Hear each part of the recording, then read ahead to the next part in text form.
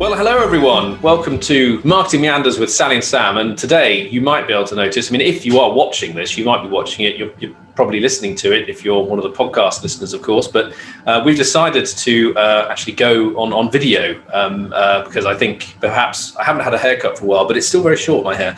As you can see, I'm in my kitchen and Sally is in her lovely office. And so I apologise in advance that there may be sounds you might be able to hear at the moment, my boiler going off. Perhaps my children will be making rackets in the next room. But hey, this is the reality of lockdown life. So we thought it was important to share that we are all in this together, as they say. And I felt sound like I'm doing a political speech, but just to let you know that there are those things that go on, and we're not in a beautiful recording studio at the moment, and so that's just the way things are. But anyway, we are here on video. We wanted to connect with you so you can see what it's like when we're actually recording. Show that we are real, genuine human beings. We're not some kind of strange avatars sitting in the background.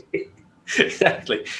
Plugged into some weird mainframe somewhere in Iceland or something. We are genuine people and genuinely here to communicate with you. So if you are watching this, great. You might see Sally's cat at some stage sort of pop into view as well. So it's all good, bit of fun. But yes, if you're listening to us, hello as well to the podcast. And today we decided to extend from our discussion about being the only marketer in the company. We had some really good feedback from people actually about not just being the only marketer in the company, but being the only marketer in a team, perhaps as well, a team of people, perhaps a sales team or other multidisciplinary teams. And you're the marketer, the qualified marketer in the team. And it seems as if we struck a chord with some of the topics we went into and the questions we raised and hopefully some of the solutions we provided. And then we asked people some questions on a poll, which we'll do the full poll at some stage about what people said were the most pressing issues they had. But at present, it was around reaching out to other teams and getting other teams to buy into what marketing do. And we thought that connected rather neatly with the whole thing of being the only marketer in the organization, and also, therefore, how you build a marketing team. So today, we're going to explore building a marketing team, what you need to do, and most importantly, once you've got your team in place, how do you make it work well, aligned with other teams? With other teams, yep. I'll stop rambling now and let you kick us off. Marketing teams are one that tend to have grown organically. It's very likely that small companies will have one person will then get massively overworked and then go, oh, please, can I have someone to help me? And they'll employ somebody and they'll think, oh, God, there's definitely too much of us now because 2 people can create more. And they'll have another people. So it will have grown organically. You will not have probably have strategically sat down and said, okay, these are our goals. We want to achieve X, Y, Z. This will mean that we'll need a digital marketing specialist. We'll need possibly a design specialist. It's a marketing design personality. We need someone who can do very good Canva, whatever. We also need someone who can do a content strategy with us. And that's what our team is going to be. It's very unlikely that's going to have happened. What will have happened is you've now got 5 people all doing marketing. One of you is the manager, and you'll just go, oh God, who's best at doing Canva? Oh no, you haven't got time, have you? Oh God, could you just do a quick bit of Canva? So you're constantly compromising. So if you are in the blessed position of being able to put your marketing team in from scratch, then please look at your strategy first. Do not think, oh, I don't like doing this, I'll get someone else to do it. That happens as well, and that's fatal. You're quite right, don't make people do things they're not good at and don't like doing, but at the same time, that's not a reason to employ, that's a reason to train. Yes. So, and the two things are fundamentally different. So building a team can be hard, and you're probably inheriting somebody else's team if you've been brought in as a manager. And the most important thing to do is to engage with the people in the team and find out what they can and can't do. There's no point making somebody have work on a part of your structure that requires them to write loads of content if they really hate doing that and aren't very good at it. And that happens all the time. So it's so important to actually go and talk to your team members and find out whether they're doing the right thing. And actually, sometimes fundamental change can really help. I once worked in a team where I had 2 people. I was working internationally, and people were working on various, well, someone was doing Europe and someone was doing Africa and someone was doing Asia. And the person who was doing Africa spoke fluently 3 European languages. And I thought, why exactly is she not doing Europe? Oh, because I wasn't employed to do Europe, I was employed to do Africa. I know, let's swap. Yeah. So we swapped, and all of a sudden things went awfully much better.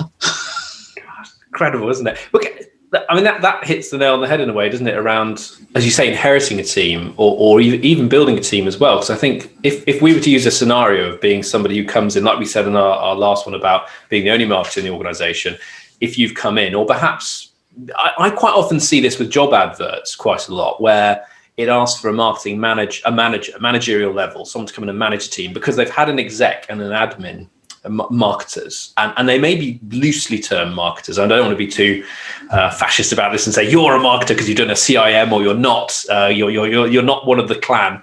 But people who are kind of started doing a newsletter or did something else and worked on that and sort of started to work more on communications, and then it grew. And as we say, it's always very messy. It's always very organic, isn't it? It's very, very rarely kind of like this has all been perfectly specced out. We know exactly what we need, because you're getting other people to say what they need based on what their own preconceptions are of what marketing is and what it does, what it should do. So quite often you have this very organic sort of thing where perhaps you come in as the marketer, fresh in, and you've already got a team of people who've done the work. And as you say, they've been assigned roles. So for example, they've fallen into a particular role because no one's been there to have that strategic oversight of what they should be doing, perhaps, or where they should be deployed. And as you say, what their actual skills are.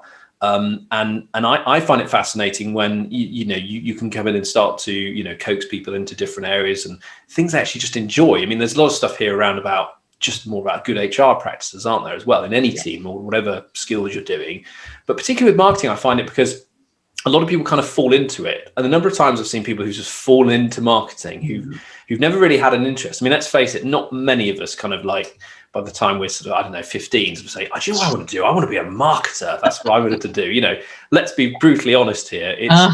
It's more of a thing that perhaps you discover, and perhaps you love communicating with people. Perhaps you're very much into digital technology. Perhaps you're into, people and how they work and how they think. And those are the things that come together, coalesce into you loving to become a marketer.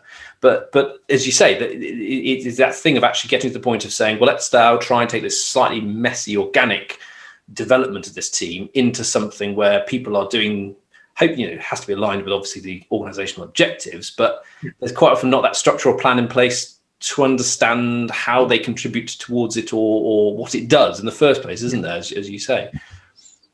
I mean, aligning it with what your team is good at. I mean, it's quite hard because you write a job description, and the job description is everything. And we all know it's very unlikely. I mean, if anybody listening or watching this does do this, I'm so in awe of you. Very few people ever look at their job description again once they've got the job. Ever. They might have some kind of annual review where they might give it a brief glance and think, God, I don't even understand what that bullet point means. But most people never look at their job description again. And the likelihood is that, and we really should, it's extremely valuable to actually go back and go, when they were actually planning what this job was for, what were they thinking I was going to be doing? Yeah. And then it's really valuable. I mean, it's just possible that some of them may be irrelevant, but then go back to your manager and say, I was just looking at my job description and I find this really hard to do because I don't get any help from XYZ, or I never do this, but I do 3 things which aren't on here. Can we change my job description?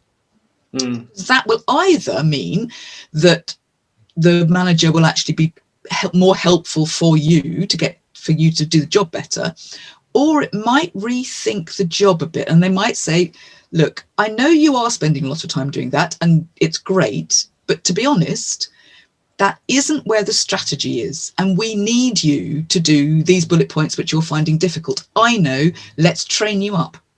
Because very often managers haven't got the time to know the finer bullet points that people are finding hard of their job description, that people are finding hard to do. And unless you talk to them, they're never going to guess. Yeah, exactly. And it's interesting as well, because I think with that thing of coming in and being the manager and sort of assigning, almost like divvying up what needs to be done, isn't it? Effectively, if you start off and say, well, there's going to be this ambition that the company has, particularly if you've just come in and they're saying, right, so what we want to double in 5 years growth, and it's like, okay, so what are the mechanics involved with actually doing that? Who do we need to reach out to? How many new customers do we need? What budget do we have? How are we going to plan it? All of that stuff that you have to think about. But then the actual, quite often the smaller companies, I suppose, if you're coming in as the manager, there's this thing, which I think is certainly something I've fallen into in the past, being a manager, the whole thing of you want to come in and just do your job as well as you possibly can, but you end up doing the job of your team, and so you're sort of doing all the skills-based tactical stuff, and you should be up doing the strategic stuff, which involves allowing them to blossom and to shine and to develop and enhance their skills. You're there and you're probably going to go into this, but your great work about Simon Sinek, who we worship and adore. I love Simon Sinek. Of course we do. We're completely in that cliched bubble, aren't we? Of loving him. But he is fantastic, isn't he? He's fantastic, and the whole thing about leadership, but just the whole thing around you understanding, if you're coming in as a marketing manager, even if you're the only marketer in the company, and then you start adding in execs and other people, and perhaps you become a senior manager or director, and you bring in other managers, that thing of just you're there to look after them, aren't you? To bring the best out in them. But they've got to understand, this is probably something that people struggle with a bit, I suppose, at the, I hate to say highest and lowest levels, but at the most junior to most senior, everybody understands the direction you're going in. And that's why the skills they are developing and working on are necessary, and hopefully are aligned with their own interests as well. So I mean, that's the ideal, of course, isn't it? The ideal of like having people in your team going, I really love building emails, and I love monitoring and doing analytics, and I'd like to do more on analytics. And then as the team grows, they become, perhaps maybe they get extra training and become an analytics specialist, and they get the emails. But you as the manager have a good overview and an understanding of what is they're doing, but you have to remove yourself to managing the people, not managing practices, almost, don't you? And that's exactly right. And Simon Sinek, it's not a rare word, but he uses the word empathy, and that you have to empathize with the people you are managing if you are a manager.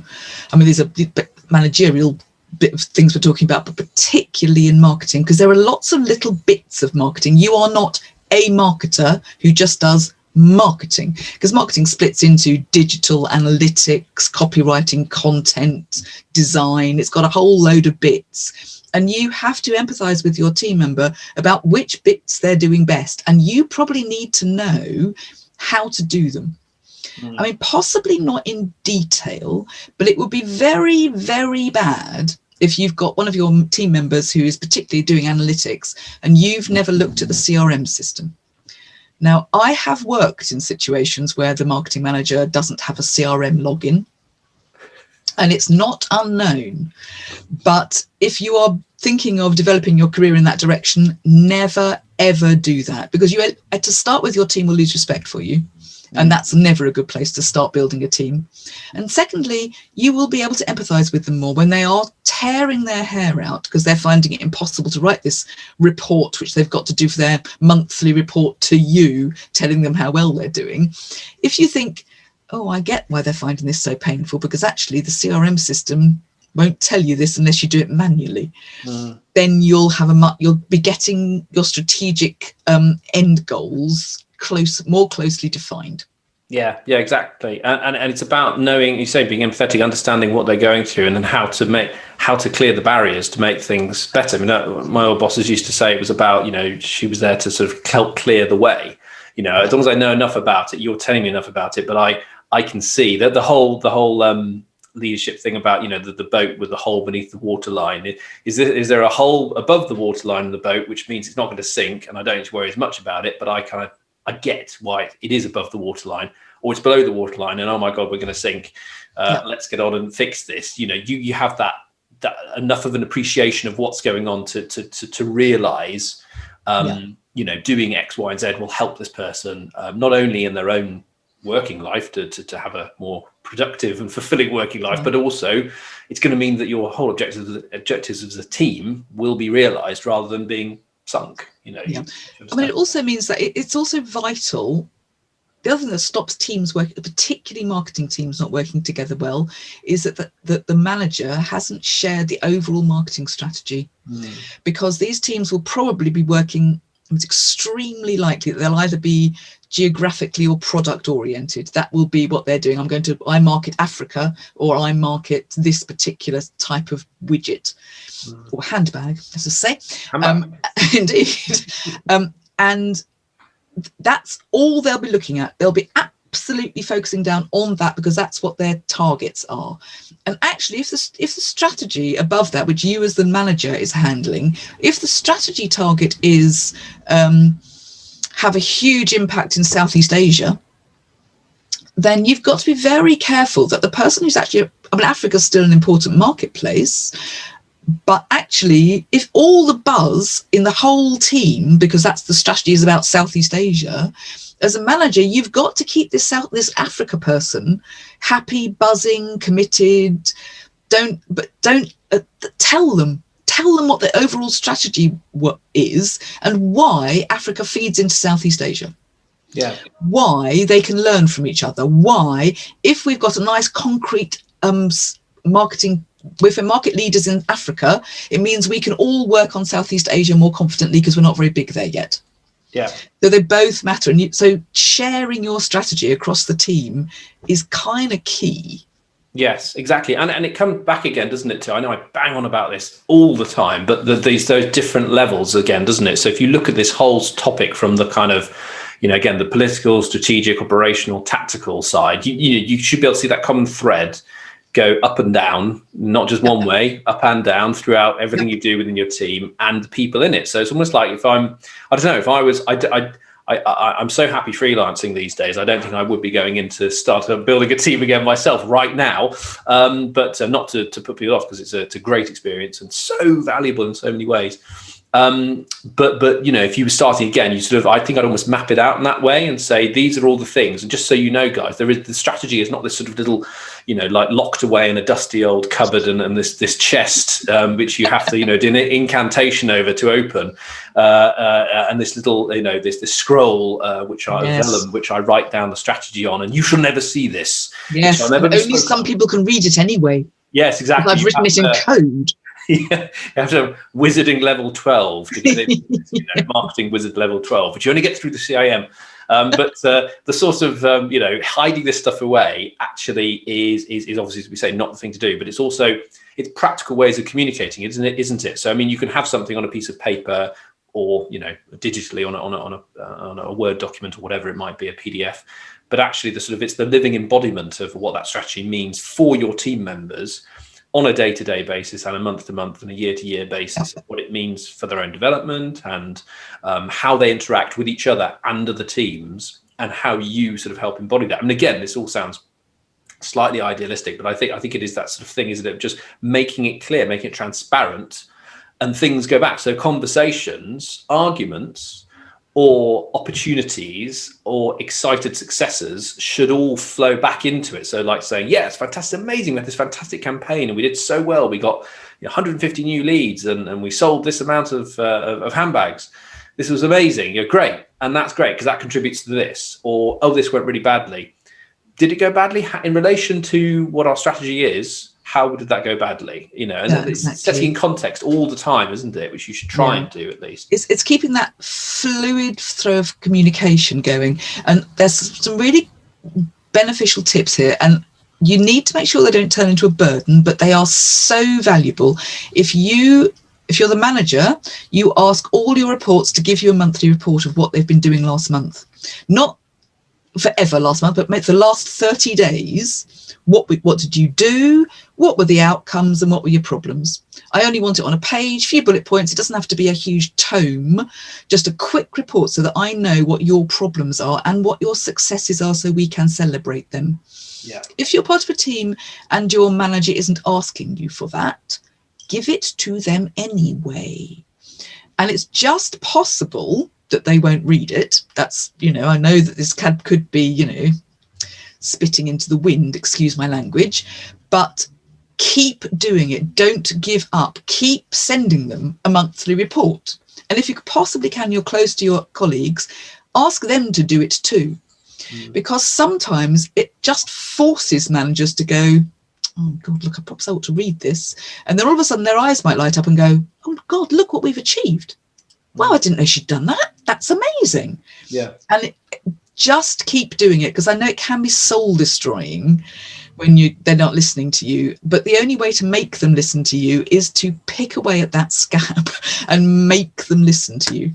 Yeah, exactly. And that feeds into the wider point, doesn't it? So, and as you mentioned the other day on the report back to people outside of marketing, outside of your team, to sales, to other operations, whatever, to the other side of the teams, to say, this is what we're doing, this is what's going on. Because I find that it gets to the point where when there's a problem, and then people blame, perhaps they point the finger back at marketing, because that's like upstream. It's like, well, why aren't we getting enough sales? What's going on? Why is this not happening? Then you get all defensive yourself and say, well, look, I'm going to go out. That's the most productive time for creating really fantastic reports, I think, because that's when you want to not just cover your own backside, but you want to say, no, working really hard. My team working really hard. Look at this. Bang, bang, bang. And you go, look at all these fantastic reports. And this is genuine stuff, properly related to, this, and this is where the problem is. You see, this is the bottleneck. This is these people here have not been uploading this information to this machine, which means that they can't process these conversions. And there you go. But then it comes at that point, everyone stands back.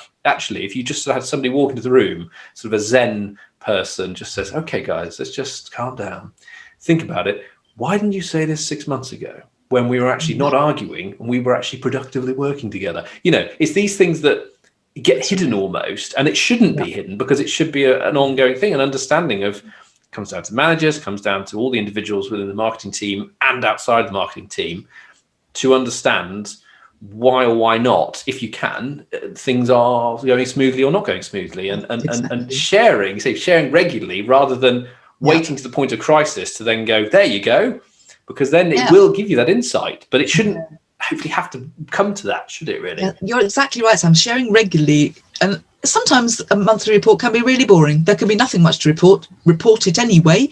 But actually, you're absolutely right. Share it out. Don't just share it with your marketing manager. You're absolutely right. Share it with the sales manager. Share it with the operations manager. Share it with the business development manager, so that everybody has the same picture. That's the other important thing. So, because it is very easy once we get into our silos, if you're in a business, in fact, even small businesses can have silos, that you only ever look at your silo, you only ever look out of your silo's window, you only ever talk to people in your silo, and it's really dangerous. And if you can, just this one report will cross that silo a little bit, and then it also means that if you actually physically walk into that silo, you're not a completely unknown. If they've been reading your reports, they might think, oh, you're the person who tells me once a month that you've had this really great success. That's really good to know, because in the handbag business, you tell me every week that, we're selling loads of orange handbags. So we actually stock those at the front of the picking shelves. Yeah. Do you know what? It also makes me think, something we had feedback on from our podcast as well was about, the marketing team and, not being seen, and people not understanding, as we say, not buying into what marketing do. How often do we actually think about marketing to our own company? Because we're supposed to be experts at marketing and understanding what an audience needs, with a persona. Why don't you create some personas for your own teams internally? Brilliant Why idea. don't you actually try and market to them? And do you know what? As a marketing manager who might be listening to this now, you might think, I'm going to look like a real dickhead if I'm like there going, I'm going to send out a little internal communication each month saying, hey, this is amazing. Marketing have done this, this and that. But I think actually it's not so much that, it's understanding, being empathetic again, understanding what the demands are of other teams. How is this relevant to IT? So me with our new CRM, how is that relevant? How will me saying what's going on or what we need from them, how can that make their lives better perhaps? How am I helping them solve a problem by them helping me solve a problem? Always that sort of that two-way thing, isn't it? In sales, I'm helping sales every day solve a problem of getting better sales targets by doing better marketing. I can only do better marketing by understanding what's working with sales and vice versa. And it's that sort of and with the big boss, what does the boss want? The boss wants good numbers for the shareholders or the board or whatever. So, okay, how can I help them see through my perspective how I can help them help me, almost that sort of two-way relationship. Yeah. It's sort of like, let's market to our own organizations, which we don't think about, do we really? Yeah. In that Internal way. communications is unbelievably important. You're right. I mean, some companies have whole teams of people that do internal communications, because you only share a purpose, and that purpose is what you're telling your customers if you communicate that purpose internally. Yeah. And internal communications is so important. We also, I think we're verging into how to get buy-in from other teams, because sometimes you need IT to do something for you, because you've had this brilliant idea and you love the website, it's brilliant, but you need a microsite. You can do a whole campaign which needs a little microsite in January for this particular campaign we're going to run for 6 months. The wrong way to get buy-in from IT is to go and see them in December and say, right, okay, we need a microsite. It's got to go live on January the 5th. Here's all the copy. Here are the images. Could we get a draft maybe by Christmas? Yeah. No. You might think you've gone to talk to them about it, and that's great. No, you haven't. You've given them a fait accompli, which you haven't talked to them about at all. Not at all. For them, they're thinking, oh, for God's sake, where am I going to fit this in my schedule? Yeah. What you should do when you're trying to get buy-in, you've got to think about it way earlier.